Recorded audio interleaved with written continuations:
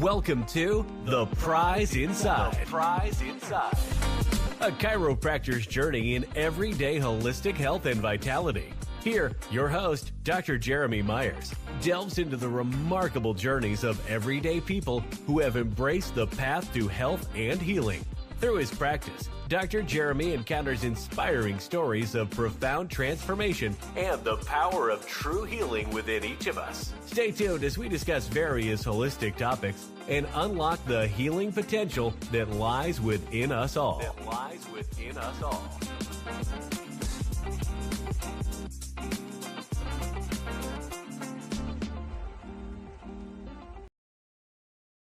All right. Good evening, everybody.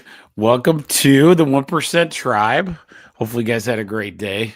A little chilly and rainy today. A lot of robot work. That's why I got my hat on today. I think our robot's looking sweet.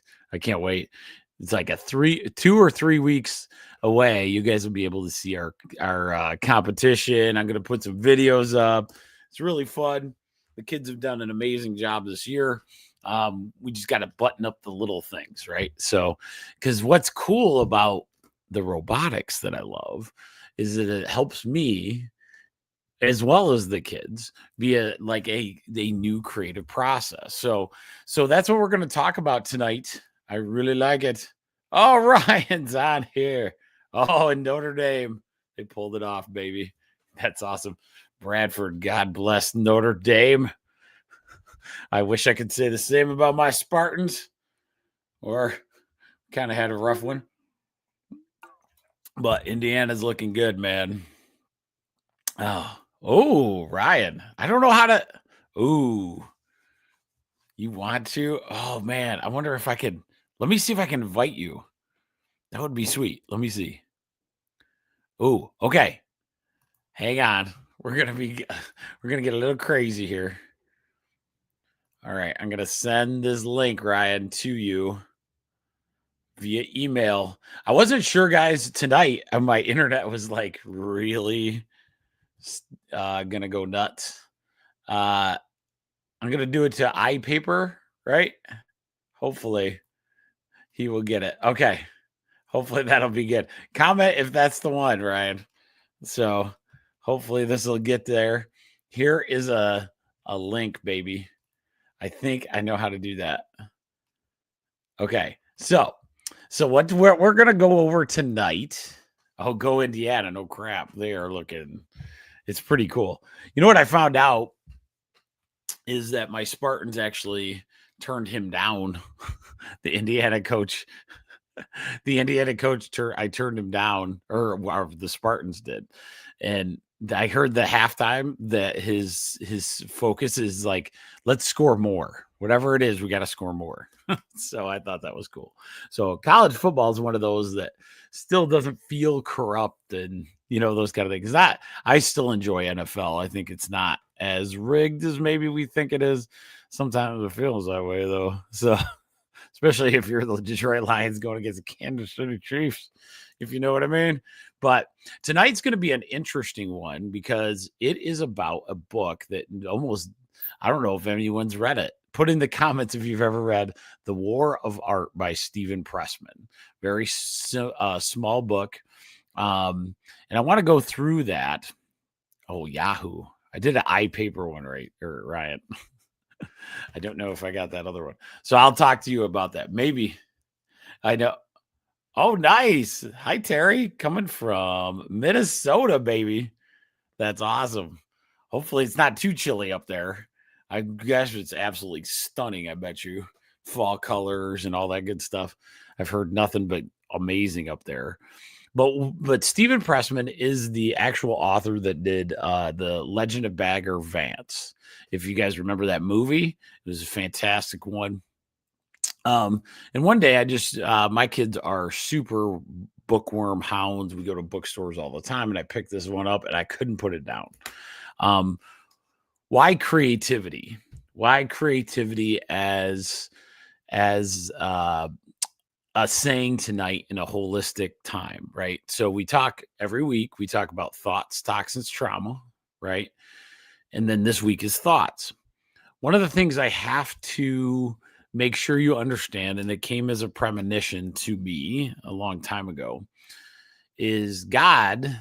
There's the good side and the bad side, right? So you got the God and then the bad guy. One of the things that is true about infinite God is that he creates. The bad side never can create. They can't. They can only imitate or mock or those kind of things. And that's all they can do. But God can create. And I always say, we say that, and oh, sweet, we say that, it worked. I'll get you into, all right, sweet. I'll bring you in just a second. So God creates, but the bad guy doesn't, right? So on this earth, some of the most profound things that we have to understand is that we create. It's our job to help create your health. It's not just about creating things, right? It's not about creating things necessarily all the time. That's a really good thing to start. But when you want to get connected to the spirit, to do that universal intelligence, to that innate intelligence within, what's the difference between that and creating? How many people in your life create? They have a passion, they have these different things, and because they create, they age better. Their health is maintained better, right? Some of us do a lot of these activities that we want to do, exercise and all those things, not to create a better body. Listen to what I'm about to say. Not to create a better body, but to not die, to not be sick. Those are all non-creative things. And that doesn't allow you to be who you are, right? What you want to do. And one of the reasons I'm going to get Ryan on here is because when, let's say, a bodybuilder is trying to create a body or a muscle or a process that is there, they're generally healthier because they're creating this situation. A runner that's creating this new time, right? So that, oh, sweet. How'd you like the holy basil, Terry? Let me know. Brian's an expert. He likes it a lot. It's one of my new favorite herbs, actually. So I just want to show that. Yeah, that is yes. I know it's crazy how holy basil is an adaptogen. Remember, it's really, really good for all of us. But so that's the biggest thing. And Ryan's in the house, so I will bring him in. I'm not going to let you the whole time. Huh? I got things to do. I got things. I'm just kidding. Throw me something, man. On the creativity and health. Do it. They go hand in hand, man. I mean, like they do. And I tell people it's a weird word to add to it, right? So one of the things that Ryan's doing, if you want, oh man, we need to get some videos. I can tell you the barrels are definitely a workout in themselves. Like, so if you get creative with them, right, you have to put work into it to get to the point to where you'd like it, right? So you start with this vintage, old, rustic, dirty, old, rusty barrel, and you turn it into something new, right? Yes. and you know what you want it to look like. You know, you get these images, people tell you what they want on it, and then you try to make it the best that you can make it for that customer, right? And then, so You just basically keep talking. I'm going to look up. I want to show everybody what you're talking about. Okay. So Ryan discovered he's got a creativity little outlet here. And it started out as a small little outlet. It's still small. Where it is. It just keeps me busy, basically. So basically what I'm saying is you got to put the work into something old, rustic, vintage, whatever, yourself, and then you create something that you like. If you're a runner, I'm going to tell if you're a runner, you're creating a runner's body, right? If you're a weightlifter, you're creating a weightlifter's body. And I've seen, this is what I really kind of wanted to say tonight is I've seen this a lot at the gym. Is there's a lot of people that like want to be a bodybuilder or something like that, and then they'll lift like that, then they'll train like a runner. So you'll go and you'll lift a bunch of weights, and then you go run for 2 hours. What are you doing to your body? That's not good. I mean, you're either going to train to be a runner or you're going to train to be a weightlifter. Your body's going to just run out of fuel, and you're going to end up injuring yourself or not seeing the results that you want. Exactly. So, like one of the things you're hitting, the weightlifter running afterwards, he's not going to get the muscle gain that he should be getting if he just stuck to using the bodybuilder workout a little more intensely to get the cardio out of it, right? Exactly. What did they lose? They lost the focus of why they did it. Right? Exactly. Why they're working out. They lost the creativity and the understanding of why they did it. I see more injuries in that aspect because what happens? Other people, social media, different pressures. That's the huge thing. They just start. I mean, a lot of people. No offense, but doing your own research kind of hurts sometimes. That's one reason I do these shows. Like there's over research. Inundated. Yeah, there's people getting so much stuff, and you don't know what's true and what's not. Yeah, and you got to really listen just to what your body is telling you what to do. Right? Exactly. Well, and if you lose that creativity aspect of things, like where we're talking about with you're trying to create this thing. Like I'll give you an example. I have a buddy named Mike. Mike is a Navy SEAL. Okay. So he was a retired Navy SEAL, as police officer, all that stuff. One of the things that was always fascinated with, of course, being a Navy SEAL, I'm obviously curious, how he keeps in shape. What does a Navy SEAL do now that he's police officer with family, right? He's out of that world, but maybe he goes through this. And one of the neatest things that I saw him do was he had this concept. He said, I try to keep my brain, active with the things I do, with changing it up. For him, it was changing it up. So for 3 months, he would do weightlifting. And then for 3 months, he would do major swimming. Now, this is a whole different thing. He just wants to overall keep that activity going. For 3 months, he would work cement with his buddy, right? And then the other one was he would, do CrossFit for 3 months. So there's 4 months that you're doing, 4 different skill sets. And that was his way of staying in shape. Now, is that all of a sudden the magic pill that all of us need to do? No, not at all. Jeremy, let me pipe in. Wait, hold on. It kind of is, because if you look at it, what's he doing in each scenario that he's changed up there? He's doing one thing in common all the way across the board. Correct. Right. Yeah, that's true. He's working out hard at each thing he's doing. So He's got that recommended 30 minutes of intense cardiovascular workout. Doesn't have to be straight 30 minutes, but it's like, you get 2 minutes, 5 minutes, 7 minutes. Right. You do that to 30 minutes, then you're good for the day. Your body, you got me on this now. Like your heart has now been a power washer for your whole circulatory system, right? It gets up to 150, 160, 170. Boom. Everything's, ready to That's go. a good point. So the other thing he'd go by, the thing that I loved was he'd call it Peak 8. So Peak 8 is a book years ago. It's nothing new. It was by a physical therapist like in the 80s, and he found it years ago.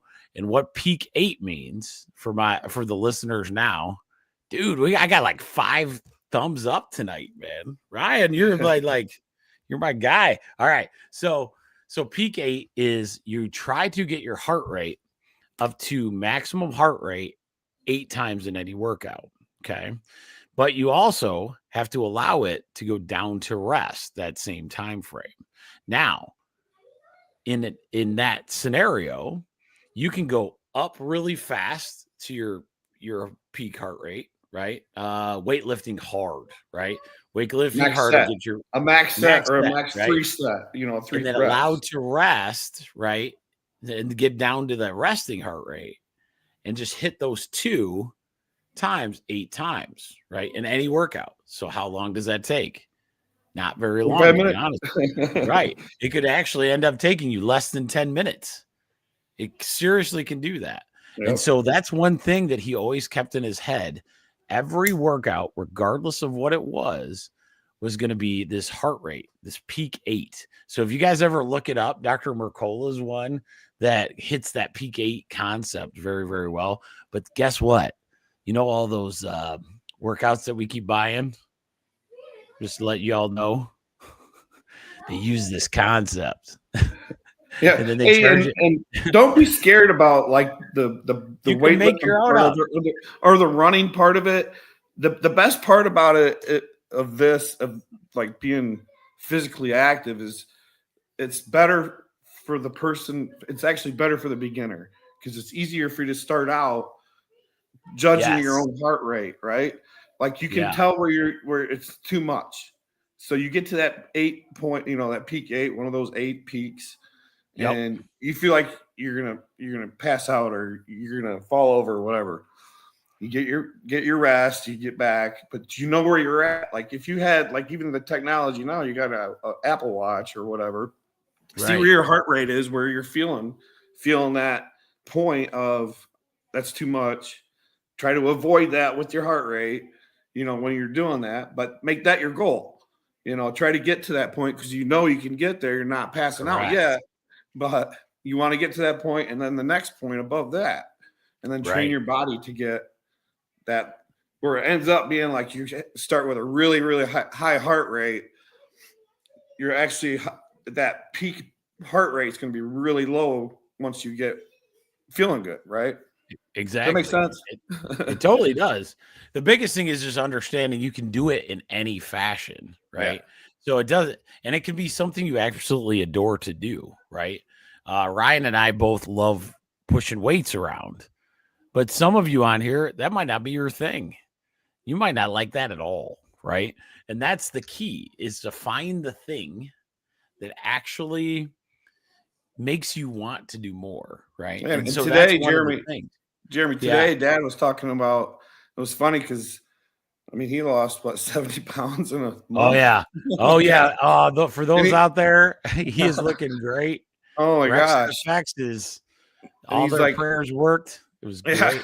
He's wearing the ankle weights and asking for the workout bike. So it's like Dad, all of a sudden, I don't know what it's a long story, but he's ready to get on a bike. My listeners kind of know a little bit. Starting to do the PK. I can see Dad doing the PK and not doing very much to get there. You know what I'm saying? Yeah, I agree. Not on one of those bikes. So once we get on those bikes, we should make him a before and after. Oh, I know. That'd be pretty sweet. Like, I think once your mind gets into it and understanding what you can do, you know what I mean? Like, especially, we think Dad lost about 90 pounds, actually. That's where I think he's at. In a month, so, like 4 weeks. Yeah. So long story, you guys know it was a very hard scare. He, to no rhyme or reason, certain medicine wasn't like somehow missed, caused a lot of fluid accumulation. And the cardiologist, there's a lot of the situations there that happen. Like 2 years, I guess. We're not sure what, it happens in healthcare though. And that's one reason, like as we're going, I hate to put a blame on anything except for the situation. Thank God, nothing, like he was able to just kind of basically reverse it and have no, heart major issues. Yeah, I mean, he could have had major like kidney problems. Correct. And he's still gonna, we're still gonna be living through. We got to do our holistic stuff, which he's on board for. Yeah. But now, I mean, imagine losing that's he didn't able to lift his leg. Like he couldn't even lift it 4 inches. Now he's like doing high knees in the kitchen. I'm like, what the hell is going on here? Well, he did. He was lifting a third grader. He was having a third grader on his back every day. Yeah, on his back, on his 2 legs. Which is crazy because he was trying to lose weight, but you can't with that. I mean, he was doing all the things right too. So it was just, I don't know how you explain that mistake. It's just, it's a tough one. It's our sick care model that we have. Yeah, you have to be on it. So if you're like so it was a congestive heart failure, right? He's had it for years. Mm-hmm. And it was basically what happens is water gets on your heart, right? And it surrounds your heart and whatever. So that actually makes the rest of your body gain the water weight too, right? So they give you a medicine that you need to take the rest of your life in order to survive the congestive heart failure. So the main, whatever for the last 2 years hasn't been taking it. So that's made his body just swell up with all that fluid for 2 years. He could lose another 20 or 30 pounds. It's only been 4 weeks. It's just crazy. Well, but just to be able to say, hey, I'm on this medication, or if, every visit to the doctor, they tell you to bring the prescriptions that you have with you, even your regular doctor. Make sure you do that. Yeah. Here's my medicines. This is what I'm taking. Please make sure this is what this is what I got. This is what you telling me what I'm supposed to have. Yes. And that's what we talk about a lot, is just being understanding that whoever you choose is your healthcare team, because that's who you should do. Yeah. You should pretend in my world, I always say, pretend you're a Kardashian that has all the things. They all at your beck and call, because they are. You're paying the doctors, right? It doesn't make sense to go pay for a car wash and go, yeah, it's fine. I don't need to get a car wash. What? Yeah. Like, why would insurance pays for that yearly visit? Right. This is you paying for it. So this is my things. This is my things, doctor. You wouldn't go into a car wash facility or an oil change and be like, nah, the oil's good, actually. I'll just that light's on, but don't worry about it. Yeah, I'll just give you the cash. That'll be fine. It's smoking out the hood. Don't worry. It's good. I don't, because I'm too afraid to tell you that I might need an oil change. Bad. Yeah. Right. So that's the thing. Like, the biggest thing is like finding these good team members so that we have these questions we can ask. You know what I mean? Oh, Stacy. Oh, dear Lord. I choose you. Thank you. You guys crack me up. But yeah, so the biggest thing is like understanding. Here's the best part. Someone like my father right now, everybody has this ability now to create something. It's not to do something different than we are, right? We're not trying to do something different. I want you to create this new health paradigm for yourself. And that's what tonight's all about. The biggest fight we have all the time is this creation. And that's what this Steven Pressman's book is all about. And I'll read it in a little bit, but I'll bring up the speed. Let me show you guys what Ryan's working on. So let me show you this. Where are you at? So this is called Whiskey Rhino. You guys can see that. This Rhino, or he's got, let me show some cool ones. Yeah, so these are wedding barrels. So these are things that he's been doing. So he's a package engineer by trade, and then he does this stuff at night after hours. Cleans these bad boys up, and these are real whiskey barrels, like from what you think, the 1920s, 30s, like old whiskey. I mean, there's some old ones like that. They're usually 20 to 30 years old, probably. 20 to 30 years old, but they actually have whiskey in them. But he's been doing these fantastic, like he understands how to get those on there. So you ever want a whiskey barrel for your backyard or a wedding or something? I see. Click on that one down there. This one here? There, no. Yeah. See in the background there? Those here's what he starts with in his little yard. It makes me laugh so hard. He's got a yard. He's got this yard. I don't know how Kelly puts up with it. It's the funniest thing I've ever seen. He's got whiskey barrels everywhere, man. Good thing he's huge. I think that probably helps you not get beat up by your neighbors. That's what probably is happening. He's got like lasers going. They're pretty sweet. But so what's neat about that, though, is he could have not chose to do that. And one of the things Ryan and I have talked about years ago, you probably won't even remember. We were just sitting around and we're like, if you have a hobby, I always want something different than your regular normal day-to-day job. So we always said, why wouldn't we do a side hustle that makes you money maybe, or that you just love doing, right? So there's a lot of options you have as far as what I call side hustle needs to be what we do in creativity. You know, I got a lady right now and she's so hilariously retired stressed that she doesn't have enough trinkets that she creates for these different Christmas shows, that this lady makes like, I think it's between 7,000 and 10,000 a year at these different shows. And she does like 4 shows a year, but she absolutely adores doing it because there's a few things when you do that. There's the creation aspect, and then there's the success of somebody buying it. Okay. So these are all energies, right? Because buying it or somebody giving you money for something you're doing is an energy exchange. Like Mr. Rob here, those are sweet. I'm sure Ryan knows they are amazing. Man. Like, thank you. Yes. And he does a good job. My favorite was when you called and you told me you had a restaurant that wanted 48 half barrels engraved or whatever. That's like, oh my God, I have 2 kids. You have 2 kids I'm raising at a full-time job, but sure, I'll do that. Yeah, but 3 weeks, no problem, man. Yeah, it was like 48 half barrels in the restaurant we have to go to at some point, but just to see it would be sweet.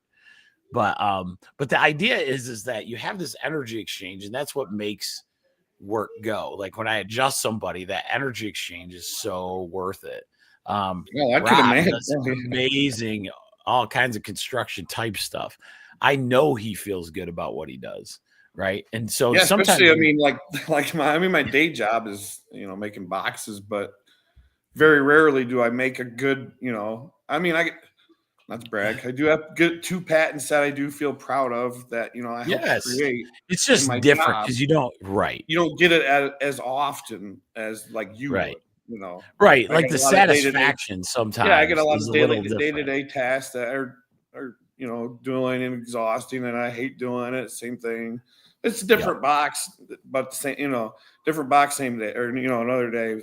It's basically another box, but exactly. And sometimes, it gets mundane, but exactly. So or let's say you're working on something much bigger, and you're not going to see the end happiness, right? Right. So, like when Ryan builds a box for Whirlpool, he doesn't see the package that almost smashed. He saved $80 million because they were going down a truck, and then it doesn't get all dinged up as they go. That doesn't seem like that big a deal, but it sure is to the company of Whirlpool. They would have to lay off a bunch of people if all their crap broke. Or your one patent with the watermelons. Think about the farmer. The farmer that has these watermelons, and they want to sell it to all over the place, and you created that watermelon box. That's one of your patents, right? No. The watermelon lock. For Heinz ketchup, man. I thought you had the water. What was the watermelon lock? We call it, it's a lock. That one's not patented. They just call it the Myers lock. Oh, okay. They call it, it's not a patent. All right, fine. The ketchup one. The way the bottom locks on, like if you go to Walmart and you see it's a truck It's a white bin with a truck with some watermelons in the back. It says International Paper. We make that in Butler, and the bottom, the old style was called the Myers lock. Oh, okay. Back in the day, it was a different size. Well, I apologize. The new size is the international standard, but Myers lock is based on, or the International Paper Standard was kind of based on this Myers lock. So that's cool. First time he told me what he did for a living, I had no idea that even existed. It was hilarious. Yeah. I'm like, a package engineer. They need an engineer for packaging. And then he goes, check this out. And he opens the fridge, and it was the 6-pack that like actually stuck in the refrigerator correctly. He goes, package engineer did that. I'm like, that's kind of brilliant, actually. Now I understand. It's like a very smart thing that could happen. But everything, 2/3 of the world's economy is based on packaging. So yes, everything comes in a package. That's right. Well, I won't keep us too long. Well, that filled up a good time because I did. Oh, you're good. You want to stay on while we go over this thing? So I want to go over this book. So remember, The War of Art by Steven Pressfield. Okay, so he was the guy that wrote the Legend of Bagger Vance, and one of the reasons this book stood out to me is because he was, I believe, he was an auto salesman. Let me look at the summary here. He was into auto sales, believe it or not. Oh, anyway, so that was his full-time job, and he had written this entire novel called The Legend of Bagger Vance, won Academy Awards. If you remember, Will Smith was the golfer. It's been a long time since that movie, but go watch that movie. He wrote that book, but it sat with him for years because of a couple concepts, and they all go into health as well. So we're going to run into that a little bit right now. So I'm going to do my little thing here. So, all right. So The War of Art by Steven Pressfield. Did I say Pressman? I apologize. Pressfield is a powerful exploration of the creative process, focusing on overcoming resistance, the internal force that prevents us from pursuing our true calling. Below are some of the great parts of the book, the key themes and notable quotes. So the book, the number one part is book one in the chapter 1 is resistance. Okay. Defining the enemy. Okay. So this section of this book, the resistance part, is the primary obstacle to creative work. Pressfield personifies resistance as a universal force that manifests as fear, procrastination, self-doubt, and distraction. He explains how it sabotages dreams and prevents people from doing their most meaningful work. This part is compelling because it names and dissects a common experience for creators, making it relatable and actionable. Okay, so in the book, he's talking about the best way to describe it is he goes in, he's got this beautiful book. His wife's complaining because he should be right, like getting this book done. He's almost there. The wife loves the story. He keeps telling the wife this stuff. And he goes, get in there and start a chapter. He goes, I will. So he goes into his room and he organizes his closet because there's this little demon. So in the book, he has the I can totally like deal that on 2 factors. Going into the gym is like correct. I hate going, and I tell myself I don't want to go every day. But then I overcome that. So that makes me feel good. And then when I can work on a barrel, I don't want to. Correct. Like that's the only time I got free or whatever. But it's like I got to do this to get it done. Correct. But then you and one of the hardest parts about it again. Right. In all of health, one of the hardest things is that little guy on your shoulder, the little devil on the one shoulder going, you got time. Yeah. You got tomorrow. It's like the little kids. I'll do it in a minute, Dad. I'll do it in a minute, Dad. Well, that's it. That's it. I'll do it in a minute. Just a minute. Right after this one.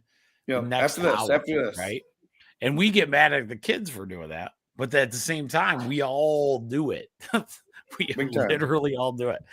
And one of the coolest things for me is in health, even picking something different, like I was telling these guys, like robotics to me is this creative process. You have to start with nothing and we get to this point.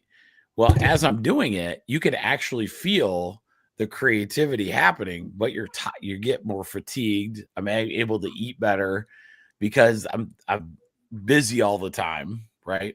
So then as you do that in this creative process, all of a sudden it's easier to eat.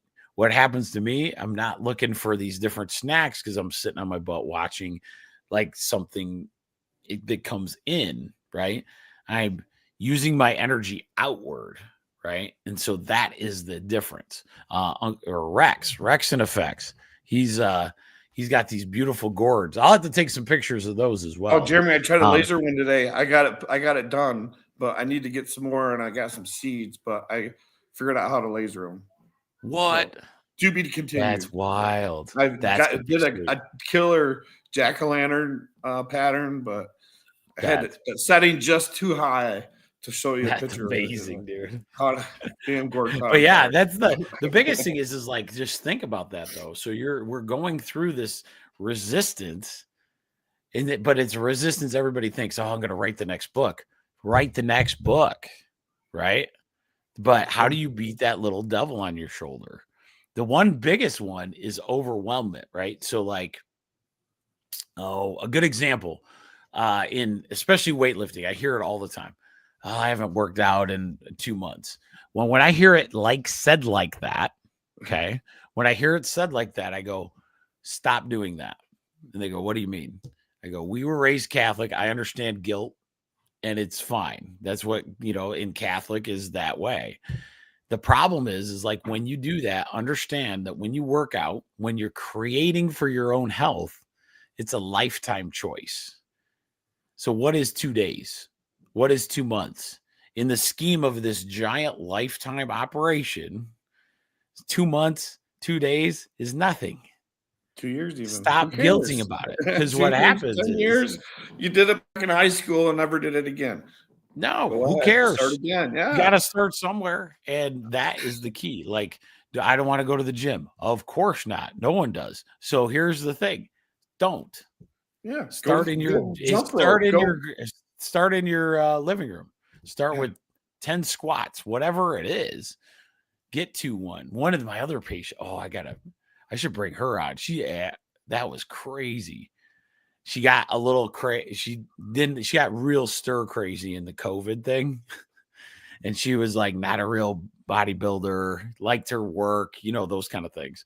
Well, she is a teacher by trade, and she decided to get on this thing, beachbody.com. Okay. So beachbody.com is like $10 a month, something like that. There's like 3,500 video exercise routines you can do on that. The next time we see her, she's an absolute beast. And like, we're like, what the heck? And she's like, yeah, I just started doing stuff in my basement, but I didn't know what to do. So I got in this Beachbody and just picked non-weight exercise programs you can do with no weight. And she had really, really changed like everything, right? Now she reached out to her friends, and I guess with Beachbody, you don't get paid a lot, but let's say I send it to Ryan and then Ryan. So you get a free membership the more you do or something like that. Right. But at the same time, she kept doing that to friends and they were doing it with her. And, as all that goes, it gave her a little accountability and she didn't feel guilty about not going out, those kind of things. I always thought that was an amazing thing. So that's pretty cool. But yeah. So let's go into the next section. So this is he calls them book 2, but it's chapter 2. So what do you do to combat the resistance? All right. So in this portion, Pressfield discusses how to overcome resistance by adopting the mindset of a professional.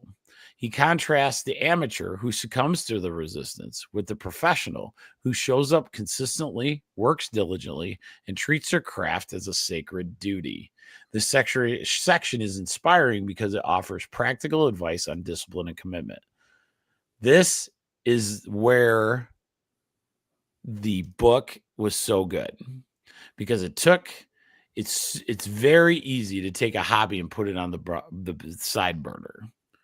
It's another thing to become a professional, and I'll use Ryan, whiskey barrel creator.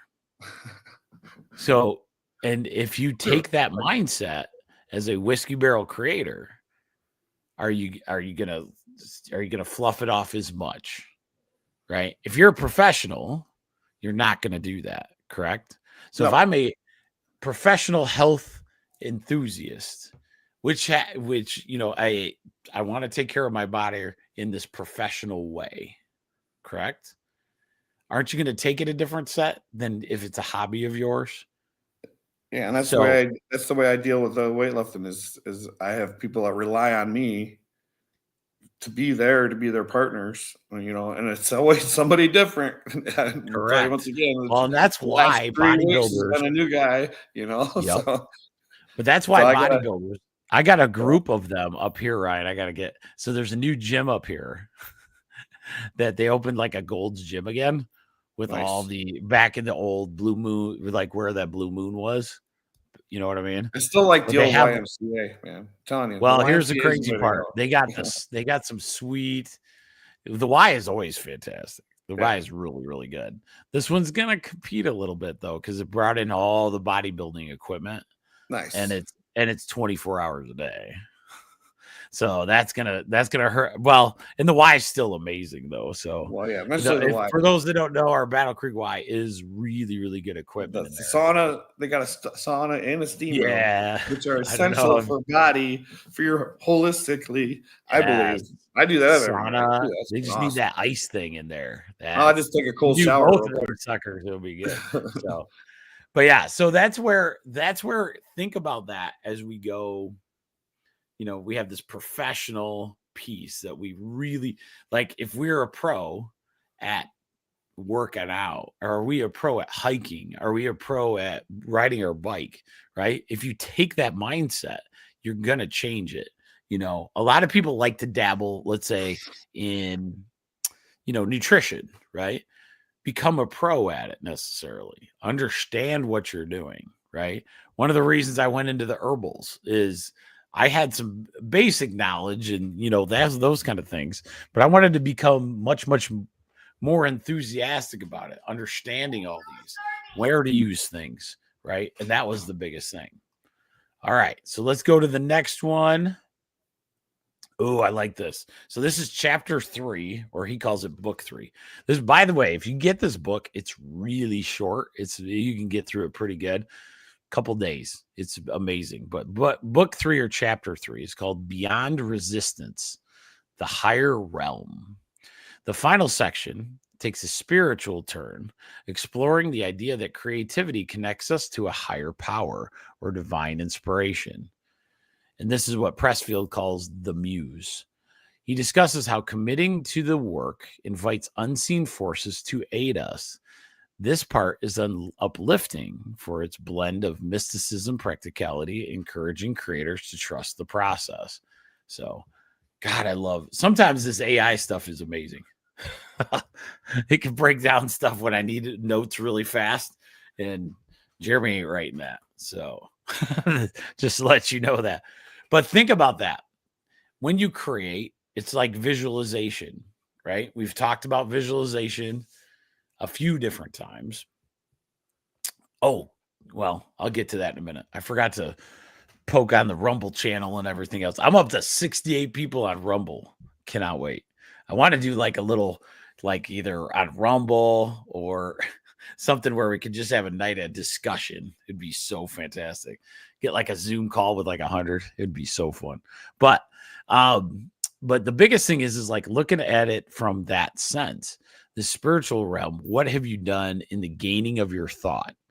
So when Ryan, I'm going to use it again. I do that, Jeremy. And I'll tell you right now, is like when I do go to work, lifting, and I work out and I help other people, I do say that in my prayers. I say, thank you for bringing this person in my life. And think of, and also think about, and then, it's I don't know how to why all teachers are getting taught. Like why Why teach? Yeah, exactly. Like, and even in the I'm going to use whiskey barrels or the gourds. Like, so let's say my father is doing these beautiful gourds. Now, one piece he's missing is he's not letting people enjoy them. He's not selling them. He's not doing something, right? So he's missing that piece of it. So you're almost missing the spiritual aspect of what those are at this point. One day he will do it. I'm going to make him because I'm like, you got to do this. It's cool to make them for yourself. That is cool. But interaction with the others and the collective consciousness to see if it's any good. You know, like Rachel says, I have this invention hobby. I've had it for a long time. When I read this book is the first time I said, I'm going to be serious about it. So I do my half day is the day that I'll call 25 companies on one of my ideas. And it sounds insane. And Rachel's like, how do you get no? Or, you know, I'll call you later, you know, so many times. I go, because I'm a professional. It doesn't bother me if you're a professional, right? Because if you're a professional salesman, you're going to sell whiskey barrels like crazy, right? You're going to make the call. If it's a hobby, though, you ain't going to make that uncomfortable phone call, right? How about working out? If I'm a professional and I want to get to a certain point, how easy is it to not go? It's going to be harder because you're expected to be there. Because like you said, you're a professional at helping people that are there. And if your guys don't see you there, what are you just saying to all the other ones? Right. So all of us have people that we want to work with, right? Let's say even at our job, all of a sudden we wouldn't show up. And then we think, and then we get mad that's not okay. You know, it doesn't work energetically in any facet, right? But we always do it in our hobbies. We sort of do them. And I think this is one of the things. So this one really, this topic, I have this whole book in my brain right now, right? Whether it'll ever be a thing, I am going to write it. I've had a book in my actually, my mama, Peggy, if she's still on, I don't know if she's on. She actually proofread it. I think I'm further along now. I did it about 15 years ago, and I still think it's as relevant today as it was before. So one of these days, I'm going to write it. I say that, or I'm just finish it up and then actually print it, you know, and then see. I just want to do it because I had written it years ago, right? And just become in any of those things. I'd challenge all of you to do that. It's so easy to write a book now. So easy in the sense of all of us need to be out there. Who knows what the next, I don't care if it makes any money. That's not the whole idea. It's the energetic boost that you get from doing that. You know, like this guy, great Legend of Bagger Vance. He had a great job, had a great career. He didn't need it necessarily. It took off and that made his life change quite a bit. But he wasn't doing it for that. He was being he wanted to be a professional writer. And he stayed focused on that. Right. So that's, you know, I thought that was one of the most profound parts of that book because that spiritual energy, and Terry would know what I'm saying, when you're creating these when you're in that creation mode, you are healthier by just default.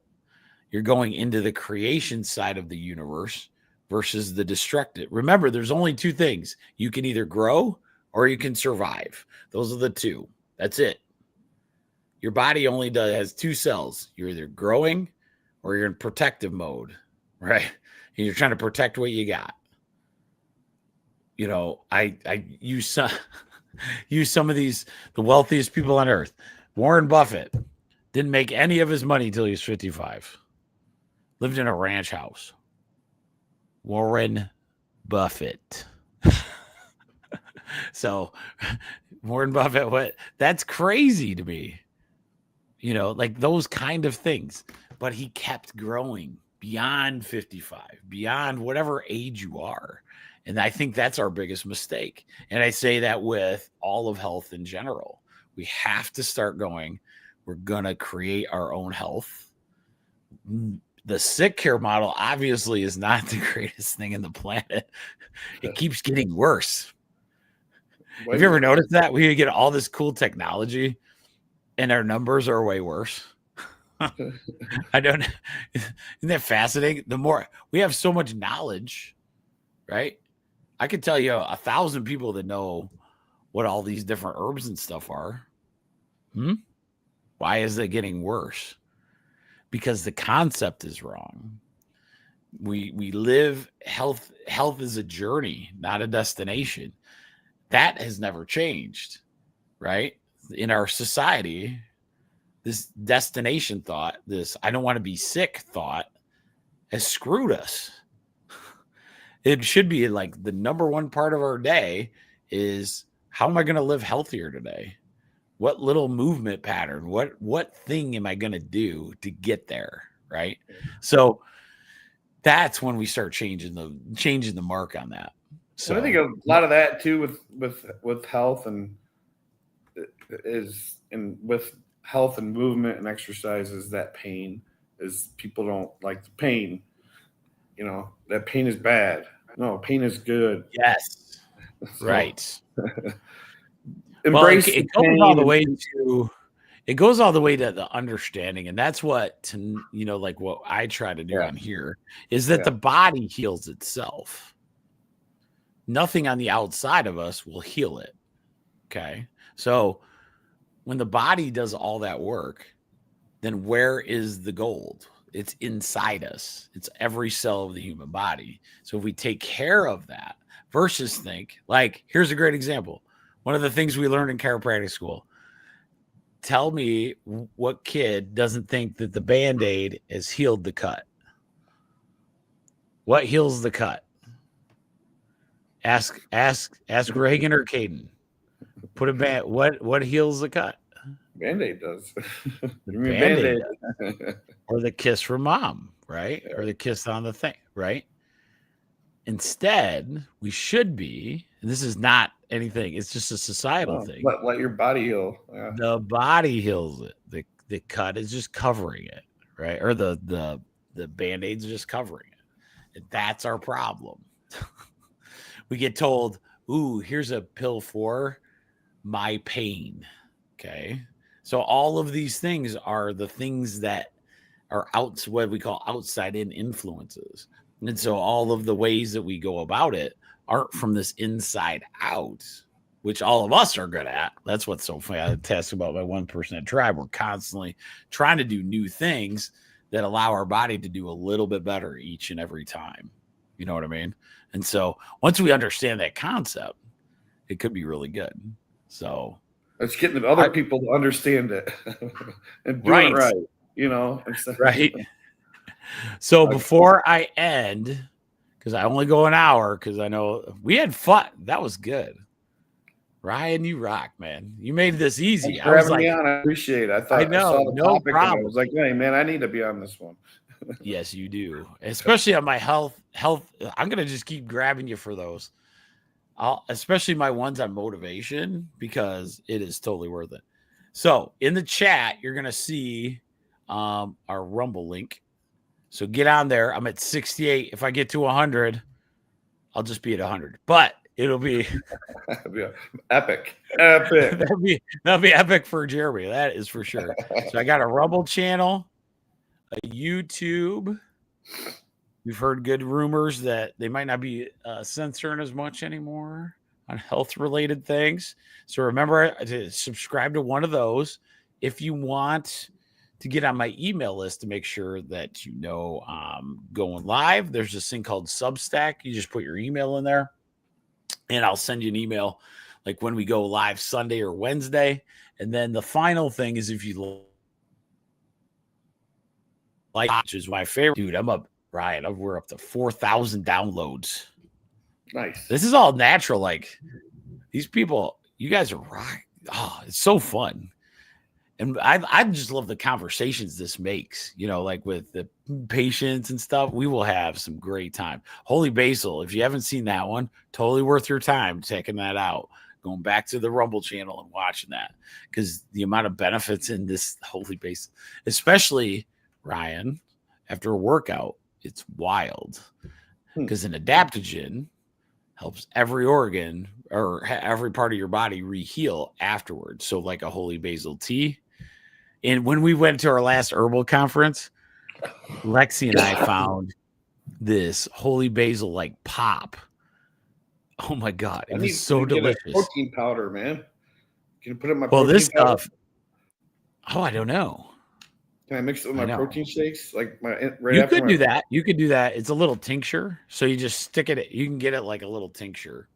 And with that tincture, you won't even taste it. And it's as powerful as taking a whole tea, right? So the tincture, so remember how that works, guys. If you want to try something, tea is always the first. If you're like, oh, let's see how your body feels on it.